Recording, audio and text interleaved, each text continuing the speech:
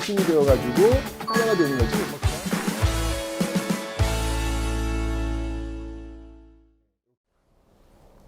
네, 안녕하세요 여러분들. 역사는 최태성 따담 따.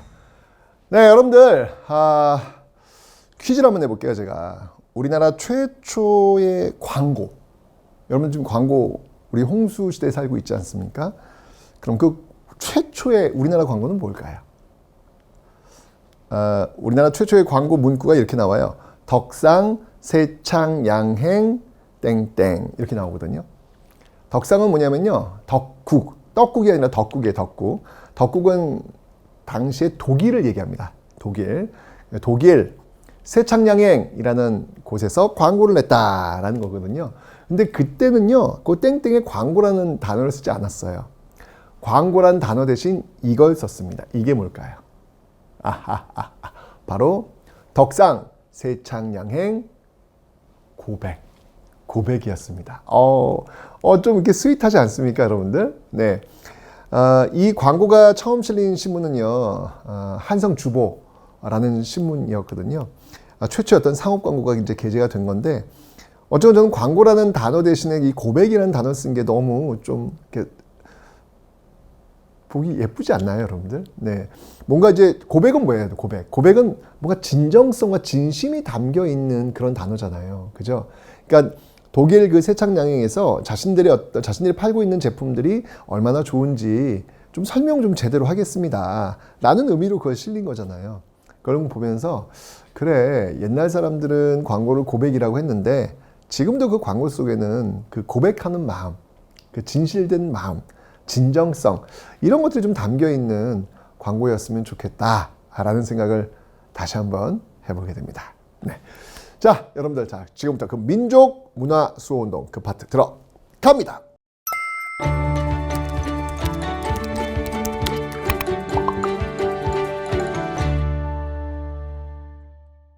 먼저 제가 그 을사늑약을 전후해서 전개됐던 운동의 형태, 의병 운동도 있었고 애국계몽 운동도 있었고 경제적 구국 운동도 있었고 민족문화 수호 운동도 있었다라고 설명드렸는데, 우리가 이제 그 앞에까지는 다 봤고요. 오늘 마지막 민족문화 수호 운동을 배워보도록 하겠습니다. 자, 먼저 신문입니다. 신문부터 볼 텐데, 네, 최초의 신문. 이제 여기서부터는 이제 우리나라 최초가 마구마구 나와요. 왜 골든벨 있잖아. 그 골든벨에서 나오는 단어들이 쏟아져 나올 겁니다. 자, 먼저 한성순보 최초의 신문입니다. 기억해 두셔야 합니다. 순한문이었고요. 네, 읽지는 못하겠다 우리. 순한문이었고요. 관보, 그러니까 관청에서 낸다는 얘기예요. 예, 관청에서 이제 앞으로 뭐뭐 하겠소, 뭐 이렇게 뭐가 결정됐소 이렇게 알린다는 이야기죠. 개화파가 주도했습니다. 개화파가 이제 외국 갔다 와가지고 우리도 이제 신문이 필요해 라고 하면서 만들어진 게 최초의 신문이 바로 한성순보였다라는 건데, 이 한성순보를 발간한 곳이 어디였냐면요, 개화기구로서 바로 박문국, 찍는 거예요. 문자를 찍는 곳이란 얘기죠. 그러니까 이 박문국에서 찍어낸 신문이 바로 한성순보. 순이라고 하는 건 뭐냐면 여러분들 열흘마다 한 번씩 낸다라는 거예요. 그러면 일주일마다 내는 건 어떤 신문일까? 그건 주보. 그럼 매일 내는 신문은 일보. 네, 순보, 주보, 일보 이렇게 나오는 겁니다. 순보니까 열흘마다 한 번씩 내는 신문이다라는 건데, 이게 지금 개화파가 주도를 했는데 개화파가 큰 정변을 일으켰단 말이죠. 그게 뭐였죠? 갑신정변. 자, 그들이 주도했던 개화 정책들이 어떻게 되겠습니까? 일시적으로 스탑되겠죠. 한성순보도 이 갑신정변을 거치면서 문을 닫게 돼요.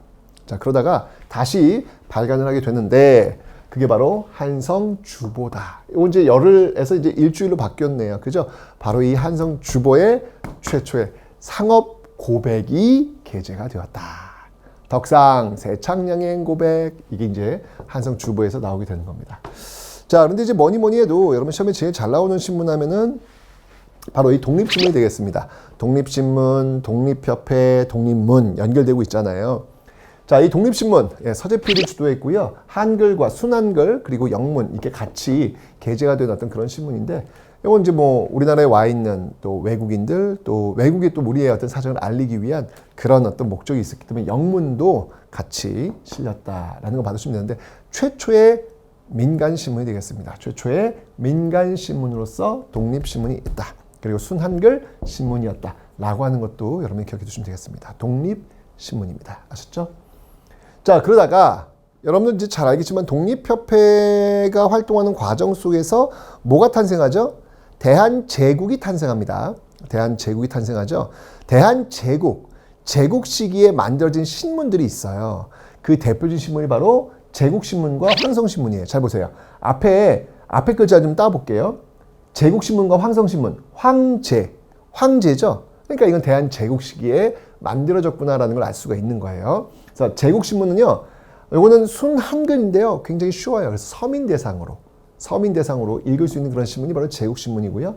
또 황성신문은요, 이건 좀 어려워요. 이건 주로 유생들, 선비들이 보는 어떤 그런 거기 때문에 한문이 많아요. 그런데 이제 황성신문 여러분 기억해야 될 게 뭐냐면 바로 이 황성신문에 장지연의 시일야 방성대국이 실렸다. 일사늑약에 대한 저항으로서 뭐 관리들, 민영환의 자결, 언론인, 장지연의 시일야 방성대국 있다고 제가 설명드렸잖아요. 그 시일야 방성대국 오늘 목록과 통곡하노라라는 그 사설이 실린 신문이 바로 황성신문이었다라는 것을 기억해 두시라는 얘기입니다. 아셨죠? 자, 그리고 이제 이 신문 중에서 가장 시험 문제 많이 나오는 신문은 바로 이 신문이에요. 대한매일신보. 대한매일신보는요, 운영하는 사람이 잘 보시면 알겠지만 외국인입니다. 베델 외국인입니다. 양기탁도 같이 하고요. 양기탁은 이제 신민회 관련된 그런 인물이잖아요. 베델이 합니다. 자, 이건 뭐가 중요하냐면 베델이 운영을 하다 보니까 일본도 함부로 건드릴 수가 없는 거예요. 예, 그래서 굉장히 강한 일본 비판 논조가 많이 실리다 보니까 그 시기를 살던 사람들에게는 시원시원하죠. 아이, 이 나쁜 일본 것들 이렇게 하면서 그냥 읽을 수 있잖아요. 그래서 가장 많은 독자층을 가지고 있었던 게 대한매일신보. 그러니까 일본이 얼마나 끙끙댔겠어요. 아, 이거 좀 목에 가시지 그냥. 이거 어떻게 좀 빼버려야 되는데 이게 외국이다 보니까 못했잖아. 나중에 결국 추방을 시킵니다. 특히 이 대한매일신보가 중요한 게 뭐였냐면 바로 한말 경제적 구국운동, 나라비 깎기 운동 여러분 기억하시라고 설명드렸죠. 한말 국제보상운동, 일제강점기 1920년대 물산장려운동 반드시 비교하라고 제가 설명드렸어요. 자, 이 국제보상운동 서상도전이 주도했고요. 대구에서 시작했다라고 설명드렸죠. 이거를 전국으로 알리는데 확산시키는 데 역할했던 언론이 바로 대한매일신보다. 그래서 국제보상운동과 대한매일신보와 국제보상운동 완전 시험에 잘 나오니까 여러분 꼭꼭꼭꼭꼭 기억을 해 놓으셔야 되겠습니다. 아셨죠? 좋습니다. 자, 이제 병원을 한번 가볼까요? 병원. 우리나라 최초의 병원은 무엇인가요? 네, 바로 광해원이 되겠습니다. 이게 다 골든벨에 나오는 거 아니겠습니까?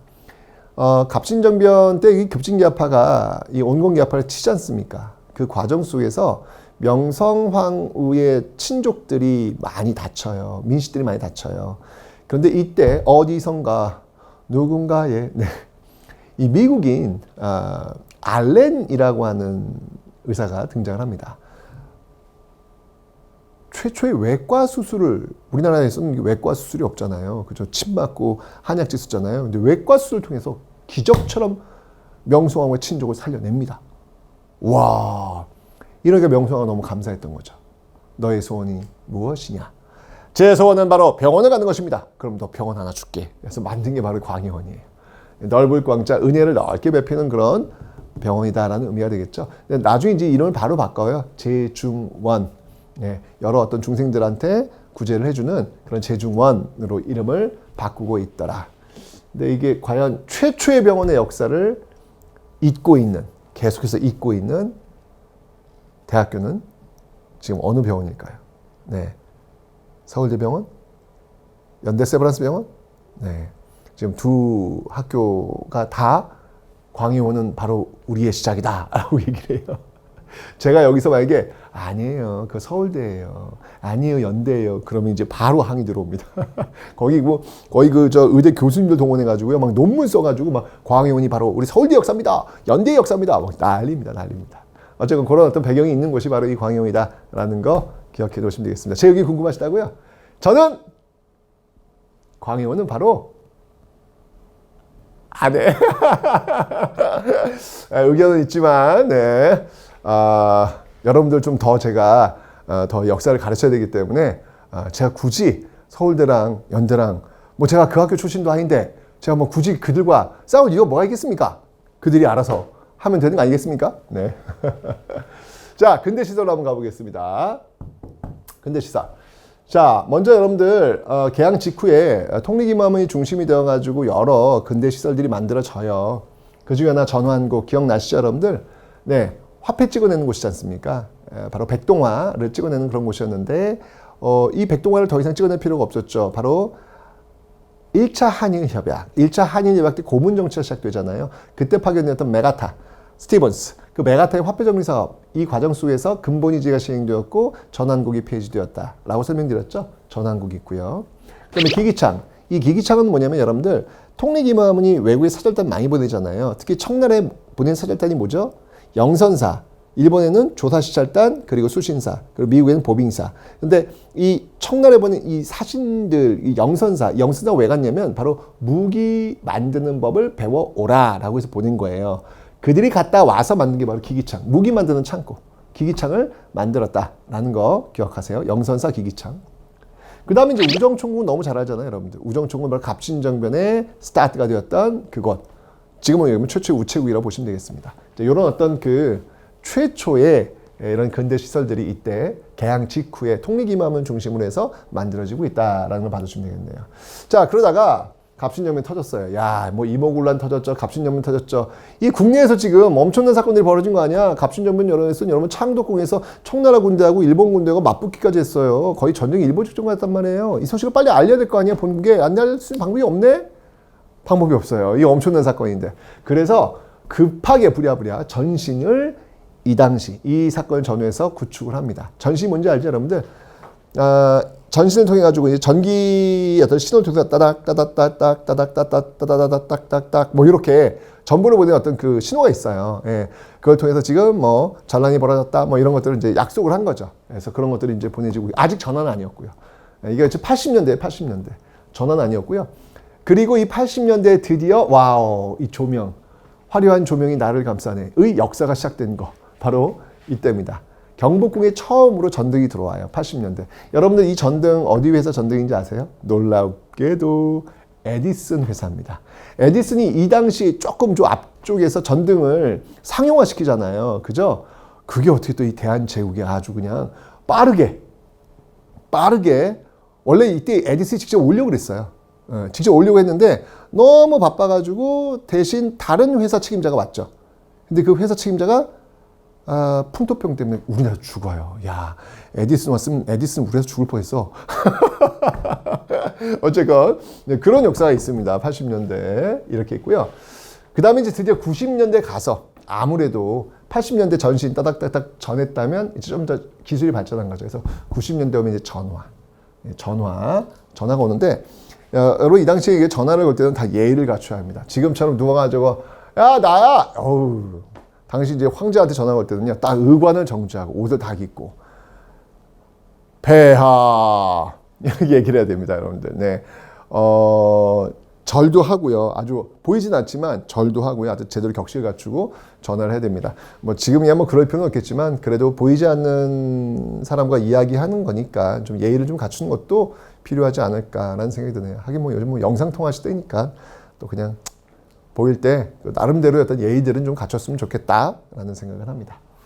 자, 그리고 여러분들 90년대 이때 오면 특히 이제 대한제국 시기를 전후하면서 굉장히 많은 근대적 시설들이 많이 들어와요. 이때 이제 전차 그리고 경인선은 우리나라 최초의 기차입니다. 최초의 기차. 그래서 서울 경자가 뭐냐면 서울 경자예요. 인자가 뭐냐면 인천이에요. 그래서 서울에서 인천을 잇는 최초의 철도가 이때 부설이 되고 있습니다. 그리고 1900년으로 가면 러일전쟁 수행하잖아요. 그 러일전쟁 수행을 위해서 만든 철도가 있어요. 그게 경부선과 경의선이에요.